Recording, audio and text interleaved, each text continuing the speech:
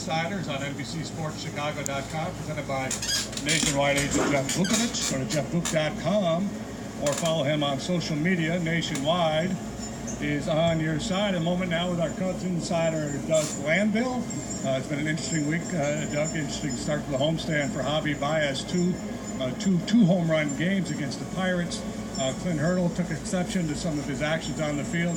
What's your take on all this? Yeah, well, it speaks to a lot of the challenges around unwritten rules in baseball, and we've seen a lot of it this week, whether it's the brawls between the Yankees and the Red Sox. You recognize that that's always a changing culture in the game.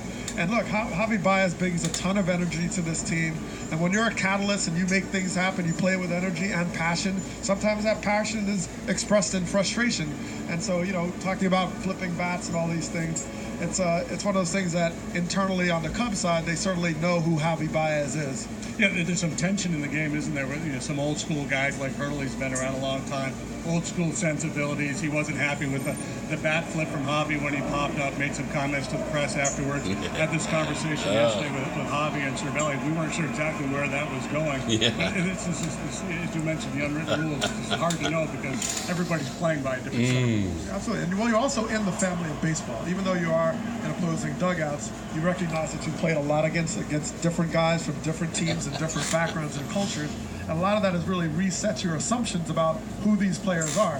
And I played in Puerto Rico for 2 years in winter ball, and I learned a lot from just the culture, the passion. I was embraced as family. So you have a different perception when you're exposed to people, and there's nothing like being in a major league clubhouse from beginning to end that really exposes you to all types of people. Right, and sometimes, we talk about this issue with Hurdle and the Pirates and how they react to Javi, but sometimes it's within your own clubhouse where you have guys on your own team who don't really care for certain players' actions, and then they have to address it. And apparently Stroke talked to Baez a little bit the other day. Yeah, and you also think about this. When you're on the opposing team, you know how it is. There's a lot of guys you're like, oh, I don't like this guy's antics from afar. But when you're on that team, I talked to Jason Hayward before the game, and he said, well, look, Javi's a leader.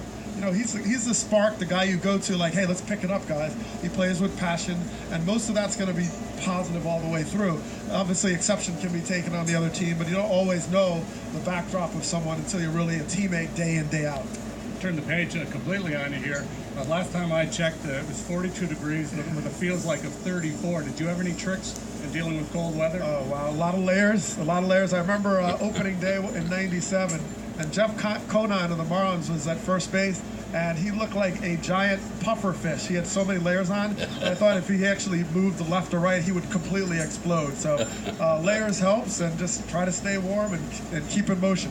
A lot of coffee and stay warm. Hand warmers, everything. So you had a chat recently with Jason Hayward. You're going to write a story about it. Talk about Hayward. Could preview that for us? Yeah, just talking to Jason Hayward, I kind of wanted to get a sense of his journey for the last 2 years and 3 years, just coming over from St. Louis. Expectations, obviously now a world champion. Defense, what did Chili Davis bring to him in his approach? And then we talked a little bit about Javi Baez and sort of his role on this team. So very calm, collected as typical. He's the statesman on the team, and you always think of him as a veteran, even though he's still a young guy. So it was a very insightful conversation. I look forward to expanding on that. That's what happens when you come to the big leagues. At the age of 20, you become a veteran when you're 23, 24. Right, exactly. All right, Doug, thanks for the visit. Great to have you, and let's throw it downstairs.